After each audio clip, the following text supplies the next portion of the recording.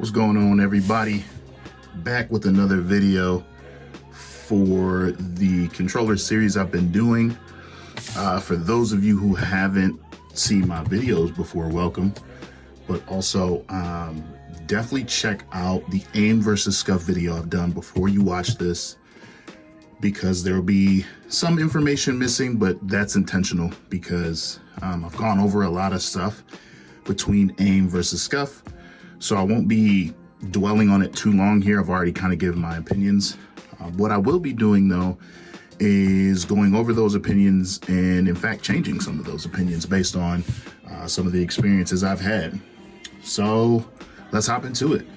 Last video I did, I unboxed the DualSense Edge controller. Been playing with it a little bit, so I'll give my thoughts on that. But first I wanted to talk about the Scuf. I sent the Scuf off for repair and I have it back. So I wanted to unbox this with you guys. I've kind of got it open already, but I'll cut it open. Word to the wise, for those of you who don't like clutter and keeping boxes, I understand your want to throw these away, which I made that mistake with this.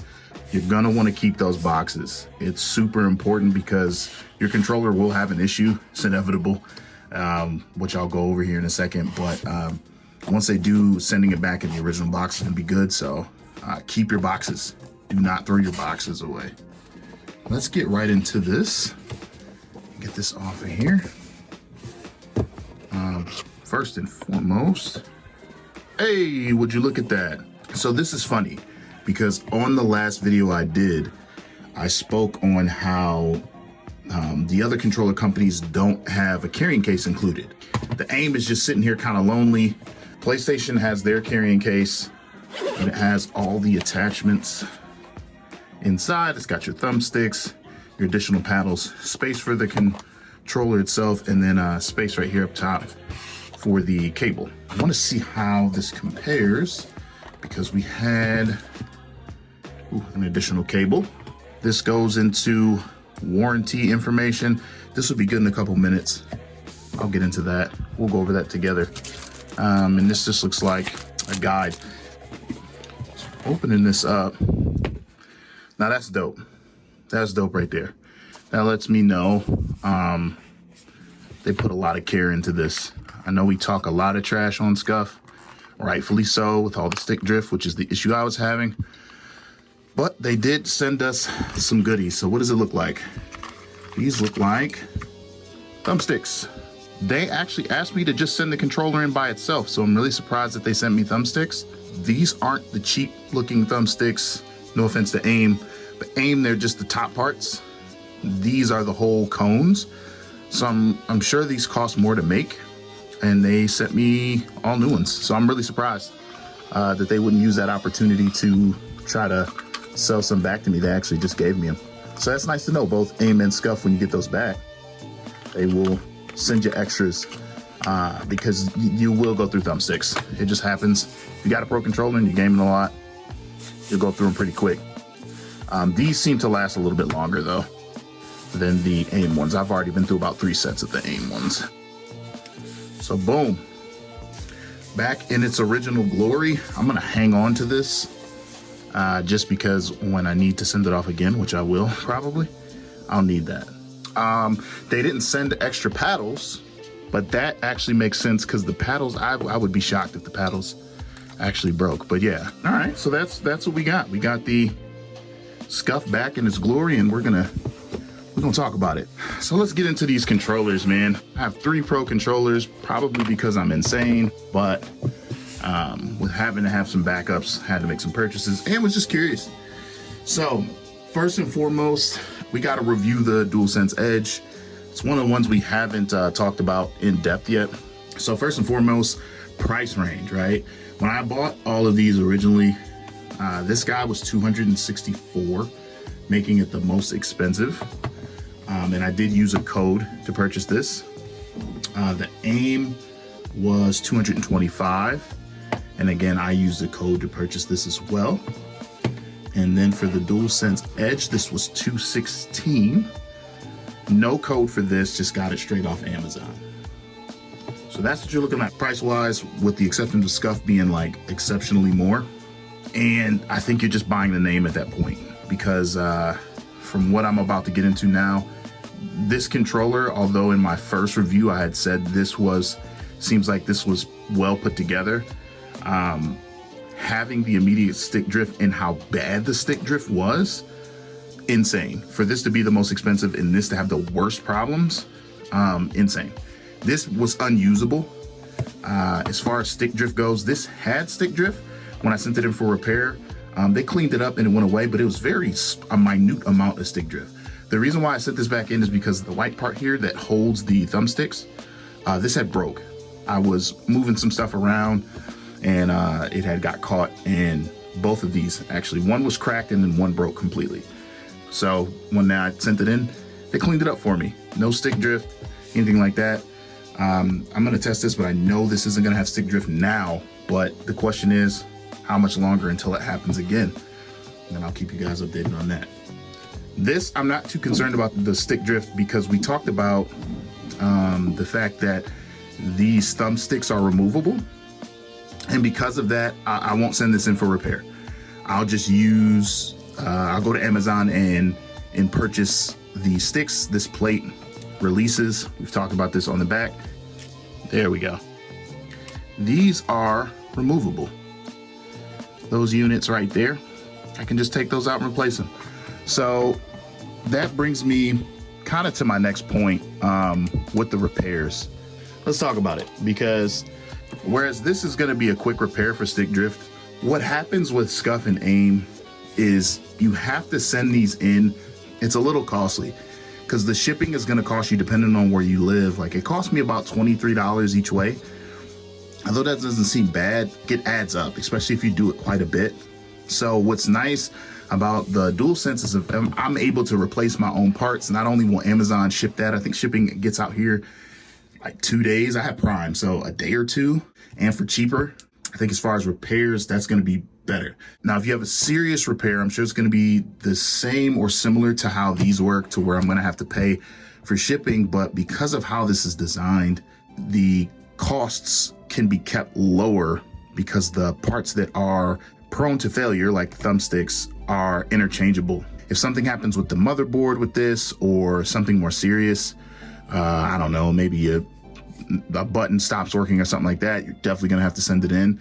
But for the immediate failures, you got it covered here, and the sticks are usually the first thing to go. So you're covered here with this one, which is really nice. Back buttons too as well. Like with AIM, if you want to get these replaced, you gotta actually ask them for like a paddle replacement. Hey, can you send me the top right paddle? And you have to send them a picture. So you gotta line it up, take a picture and say, hey, can you send me that paddle? And then they'll send it. And depending on the issue, if they see something like in those pictures that they don't like, they'll have you send it back in before they give you the paddles. So they kind of gatekeep their stuff. I don't like that about AIM. I don't like being gatekept from my parts. Like, this has a lot of moving parts. I want to be able to get those parts. The only thing you can really get easily with these are your thumbstick toppers, charge cables, carrying case, things like that. You can get those pretty simple, but everything else is, you got to go through customer support. And then with these, again, the stick drift issue is something that's really common. A lot of people have issues with it. But with the paddles, I haven't heard many things with the paddles. And again, we've gone over that. These are really solid. So I wouldn't be too concerned about having to send those back in. Same thing with the thumbstick. At least the toppers are really, really sturdy. They're really, really sturdy. If you broke one of these, you would have to be a very strong individual. But again, the inner workings here failed pretty quick. The stick drift came on pretty quick, and then it got really, really bad. Would not suggest trying to remedy the stick drift yourself outside of just spraying some air in there. You can take, I did a disassembly video. You can take these toppers off by removing the outer rings here and popping this off, which I've showed a couple times. You pull this up, pull it out, and you can spray some air, but I wouldn't suggest any other method. No liquids, no contact cleaner. If you try to use contact cleaner, which I've seen on the Reddit, dude fried his controller. basically it just melted. The inside, it caught fire and melted. So do not do contact cleaner or anything liquid, no isopropyl, none of that, because this does have a battery in it. It's powered, and you don't want to potentially shock yourself or damage the unit. So just bite the bullet, send it in, which is why, again, I think this is going to be a lot better. So let's get into some details. That was just a rough overview of my thoughts. Let's get into some details. Let's talk about the warranties here, and I'll pull out the warranty again for the Scuf, but let's go over what I know. The Edge has a 1-year warranty from purchase, which is great. I can buy this for Amazon, I keep my proof of purchase, and I have a 1-year warranty. Now, I've already talked about the warranties in details for both of these, but essentially, the AIM has a lifetime warranty. They will continue to service your controller under warranty, but they will only cover the shipping costs, I do believe, for the first 3 months. So you don't get the free shipping after that point, but they always will have you under warranty, and they do a good job about sending you parts too, just not paddles. Sometimes you can get them to send you paddles if you ask really nice, which I've done in an email, like, hey, can you send me 2? But they're kind of weird about the paddles. Scuf's warranty, that's really weird. So let's grab this piece of paper because I want to see what it says versus what the website says. All right, so the website had some things, but let's just look, because they changed their warranty, I do believe, starting January of last year. Well, let's take a look here. So Scuf controllers come with a 1-year limited warranty instead of a 6-month. Okay, so this Scuf controller comes with a 1 year. That's what it's saying, instead of a 6-month. Some of their controllers come with 6-month, and then I think if it's refurbished, it comes with a 3-month. Go check their website because it differs for all their controllers. They just have different warranties. And that to me is a red flag. I don't know. You should have a 1-year warranty for all of your controllers, because 1 year is really a good amount of time for the controller to really go through some things. Not everyone's a heavy gamer, so they might not get to issues as quickly, but 1 year is like a good amount of time for something to go wrong. So let's talk about quality of parts. I kind of briefly went over it before, but I'll just run through it again. So with the AIM controller, I think the weakest part of these is going to be the parts that are removable. This controller is it's heavier than the rest in my opinion, but not in a bad way. Like, it just has a very sturdy feeling. It's really nice. The buttons are very responsive, but as far as the thumbsticks and the paddles, they're prone to breaking. And it's nothing to do with anything other than just design, right? So like having these removable and not having this mechanism like lock in any way, that's a point of failure, right? It's just gonna cause issues. This is gonna wear and tear, and like what happened with me, these will begin to crack as you keep pulling these thumbsticks off, and then you find yourself having to get those replaced and send them in. Unlike here where these pop off, but they have a locking mechanism. So that pops off, right? And then we hear that locks back into place. There is a locking mechanism there. This, simply pull it off. There's no locking mechanism, right? There is no design that keeps this in place. This is literally just a one-to-one here, and you just push it. There's no click, anything like that. You just hope it stays. That's gonna be your weakest part. I don't like that. We've talked about these. These are the version 3s, the version 3 paddles. Let's look at this, for example. You guys have seen this before when I originally got the controller. These are your version 1s. That's your version 1. What they've done since version 1 is they've made that a lot thicker. This space right here, a lot bigger. Same thing with these upper paddles. The upper paddles, everything was very skinny. If those of you who've ever looked at these and said, oh, those look like those will break, they do. The version 1s used to break pretty easy. It wasn't hard to do. This is a top paddle for version 3. You can just see, like, it's just more sturdy. This just seems like a flimsy design. It's very angled. There's not a lot of meat here, especially on this pad. So it doesn't feel feel is great. But this, even this little bit plastic that they've added on top makes a huge difference. So those previous version paddles, not great. They were prone to breaking quite a bit. Didn't really enjoy that. So as far as the aim goes, parts, quality, you're gonna have some paddles that probably break. Even the version 3s, they're probably gonna break. They'll normally send you those paddles, especially within the first, that first 90 day, I think it is, period. They'll send you some paddles. When they do ask for extras, just ask them straight up, like, hey, can you send me some extras? I tend to break them, rather than like me always asking you, can you send me some extras? They were really nice about it when I asked. So give it a shot if you can, see if they'll send you some extras.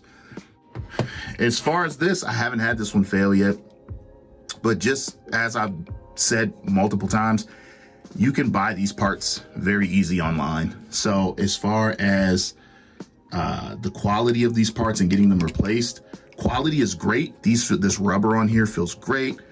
You saw me snapping the thumbstick earlier. There's locking mechanisms, and even at the beginning of the video, I opened this up. Like, all of this is put together very, very well and very high quality. And it's funny to me because this one is the cheapest. Granted, you only get 2 back buttons, but it's just quality-wise, it's worth it. You would hope that they would have the better design, and they do. So that's really my thoughts on that. Really well put together. More to come probably with this as issues occur, but I don't imagine anything is gonna happen with this, seeing as my first regular DualSense controller hasn't had any issues yet. So why would this, right? I think there's something to be said about Sony and how they design their controllers.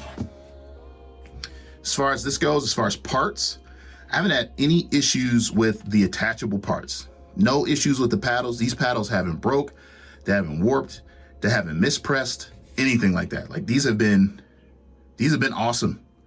These have been great. The only issue is just that stick drift. And I talked about it in the comment on my previous video, the AIM versus Scuf. I know Corsair owns them now, but the parts still just aren't there. Like, there needs to be some type of revamp happening, and the company needs to really take a look at like the stick drift and why it's occurring so frequently and why it's so bad. Overall, I like the design. As far as feel, the only thing, and again, this is something I've said before, just this front plating here is very soft, and that's kind of weird to me that that's soft. It feels almost flimsy, but everything else about the controller is solid. Paddles real solid, grip is really nice. It's a great controller. All of these included accessories out of the box. When these got sent for repair, as you've seen, they send you plenty of parts back. Just to make sure that you have what you need, which is really, really nice. And even here, they sent me some paddles here. This is the fresh paddles, the version 3s. They sent me some extra version 3s after they replaced these. They sent me a pack of extra. It's just, AIM is just dope, man. I really like AIM. Don't get me wrong, I do think some of the, like I said, some of the parts are a little wonky, but they hooked me up nice. So not mad at AIM at all. Great company. So lastly, I just wanted to get into what to expect with these repairs. I've talked about getting these repairs, but like, you know, how was it getting this repaired? So let's start with the AIM. Process was straightforward. You pretty much send this controller in to the location they give you via the email after contacting customer support, and that place is going to be in the US. Now, my guess is that once there, they inspect the controller, and anything they can repair there, they'll do it and send it back.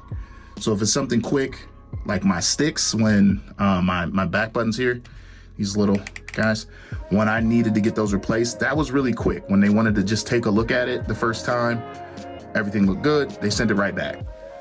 But if you have more serious repairs, this is going to Poland, and don't expect this back for like a week and a half, 2 weeks. Originally, I had asked for just the thumbsticks to be replaced, and one thing that I didn't like is they told me that something was wrong with the motherboard. Now, although I appreciate them telling me that, they fixed it before telling me. So they said, hey, the tech found something wrong with your motherboard and we fixed it. And I said to their customer support, like, hey, like, I'm glad they found that. Thank you. But you should ask me before you repair it, right? Because that takes a $23 fee, which it was to fix this because, again, lifetime warranty, and it changed it into an $83 fee. And that seemed fishy to me because I've had to send this controller in quite a bit. I don't know if they felt like maybe I was sending my controller in too much. I don't know if maybe they were like, hey, this motherboard is out of date. We should give it an update. But it wasn't free. It's not like they were hooking me up. They added on $60 to my repair and didn't even tell me. So imagine going to get your car fixed and your mechanic just fixes a bunch of stuff and was like, by the way, we fixed a bunch of stuff and now you owe us this money. That's what they did. Did not like that. Is their customer support responsive? Yes. Are they nice? Yes. Do I think maybe they should have told me they were going to do that? Absolutely. And you should maybe take, note from me and maybe mention that whenever you send your repairs in, like, hey, before you do anything major, please contact me first. That might be something you want to mention because apparently they just replace it. So all in all, with shipping both ways and the repair, this cost $123 to get fixed. The few times I've had to send it in, it's been like $40, right? 20 one way, 20 the other for shipping. This time it just happened to be 123. So that's this. Scuf was a little different, but also similar in certain ways. You guys know about Scuf. You've seen the Reddits. Scuf apparently is understaffed, especially during the holidays, but they seem understaffed most of the time. So do expect delays and for this to take a while. This took almost 2 weeks. This took, I think, a little bit less. So this took maybe like a week and a half to get back. I got this one back really quick. So AIM's pretty quick. They don't seem as understaffed. But Scuf, this took 2 weeks to get back. And not only that, it took them 2 weeks to get back to my request via email. So I've been holding on to this thing for almost a month. Because I don't think it was quite 2 weeks for them to ship it back there and back. But still, it was almost a month that I've been waiting for this controller to come back and to get a response from their team. That's a really long time. So I sent it out again, or sent out my request before the holidays. Now I understand the holidays are delayed, but 2 weeks is crazy. And it wasn't like I contacted them on Christmas. This was a couple weeks before. Yet we'll give them the benefit of the doubt, right? Let's say you are making a holiday purchase. We'll say, make sure you note that it's going to take a little while. But their customer support was really backed up. Once I got a message back, they told me how to send this in.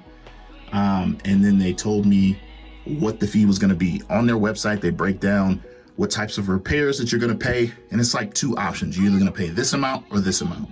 And I really like that about this company, because that's really straightforward, right? Like, you're either going to pay $35 or $85 if it falls into this category. So it's like perfect. I know that this is wrong on my controller, so I can probably expect to pay this amount. I thought that was good. I enjoyed this. I really enjoyed the experience overall. Did it cost me a little extra based on the prices that they had listed on the website? Yes, but it still wasn't as much as the AIM. This one was $88.48. So not too bad. Under $100 to get this one fixed. But again, this was just the stick drift issue. So if you're having stick drift issue, that's what you can look at. Honestly, for stick drift, something that they know is an issue, I think they should get a handle on it. $85 is not bad because I expect that, right? Like, I'm a gamer, I'm a content creator. That's a tax write-off too. Like, there's all these things, but not everyone's a content creator. Some of these guys are just gamers. These are just normal people, and $85 every time I get stick drift is expensive. Is it bad in the long run compared to like all pro controllers out there? It might not be that bad, but pro controllering is an expensive man's game, apparently, but some of us want to be competitive. So how do we get in on it without paying so much money? It's tough to know. I don't know. I don't have the answers. But especially for a known issue, that should be worked out. If you think you might not be able to cover the cost of repairs and things like that, I think you should go with the DualSense Edge. Sony makes it. It has a 1-year warranty. It's really great. And repair costs are going to be a minimal, especially for the one thing we all know costs money, which is stick drift, right? So what are my final thoughts? Final thoughts on these 3 controllers. If I had anything to say, would be to just choose the controller and the warranty and the setup, speaking about all the parts, that makes sense to you. If you've got the money, it's not a big issue. Pick a controller that maybe matches that. That might be the Scuf. Scuf's gonna be more expensive, but the parts are really, really good, right? Minus the stick drift. I'm just speaking about the attachable parts. They're really, really nice. I like the feel of this, right? So if you really like the feel and you got a little extra money, Scuf might be good. If you don't have a lot of money, want to dabble into the pro controller space, and I've got friends who have recommended this too, I'm gonna recommend this, right? If you don't have a lot of money, I say go with this because the parts on it are replaceable. And again, speaking on the sticks and the stick drift, it's gonna be replaceable. If you didn't see my unboxing video, please go watch it. The parts are super easy to handle. This is great. Unfortunately for the DualSense Edge, it doesn't have the 4 paddles. So if you are looking to get the 4 paddles, like that's something you're definitely sold on, and it's between the Scuf and the AIM for you, this is where I changed my opinion from my first video. I say go with AIM. I don't want to throw shade at Scuf because a lot of content creators I watch are Scuf affiliated, and I don't think any company is inherently bad, but I do think Scuf has some room to grow. And they've been out for years, I know, but I think that it's just a time where they just need to grow, right? They have a new parent company. Maybe they'll do something to improve that stick drift thing, but it's a conversation that needs to be had. My thing is, AIM just does it right. They've even revamped their paddles. In the time of owning this controller, there's been 3 revamps on the paddles, and that tells me that this company is listening. They're hearing what people are saying about the paddles on the Reddit forums, and they're making changes. They did a version 2 and they said, how's this? They did a version 3 and they're like, how's this? And so far it's good. Maybe there'll be a version 4, and if so, I hope to try out a pair because every time they do something, it's great. Like, it's a great improvement. Right now, if you go on the website, you'll see an updated version of this style of controller, which is their custom controller. They've added the AIM logo here, which I think is really dope, and they have more designs, which is really, really cool. So check them out. I really like what they have to offer. The one thing that I will say regarding the DualSense Edge, since I've played with it a little bit more, is the features, software features on this, crazy. These function buttons, being able to like turn your party up and down by just holding this and going up and down, or pressing left and right to turn either your party up or the game up. Awesome. I think it's great. Software features, you have different profiles. So not only do I have different stick sensitivity setups, but I have different sensitivity setups for my triggers here. And on top of that, I can adjust the height of my triggers as well, which is really dope. So I don't think this is a bad controller. I know it's made by Sony, and you know, we like to go with the cool companies because our content creators are supported by them, but this is not a bad controller at all. I urge you to try this out. This is really, really good. And I think they got another version coming out soon. So all in all, I'm leaning more towards these two. Scuf, we got a box. We definitely got a box. In customer support over at AIM, we got a box. Cause y'all just fixed my controller and charged me $60 extra for no reason. Like, there was nothing going on with this controller and the motherboard that they would have to replace it. It's crazy. It's crazy. We got a box. Shoot me the fair one. Anyway, that's my breakdown. I hope you guys enjoyed it. I'm sure there's so many questions and statements left unanswered. Let's talk about it in the comments. What are your thoughts? Have you tried any of these? Which one is more appealing to you? Is there questions that you have regarding features, something that I didn't go over? Let me know. Talk to me in the comments. Let's figure it out. Appreciate you guys. Peace.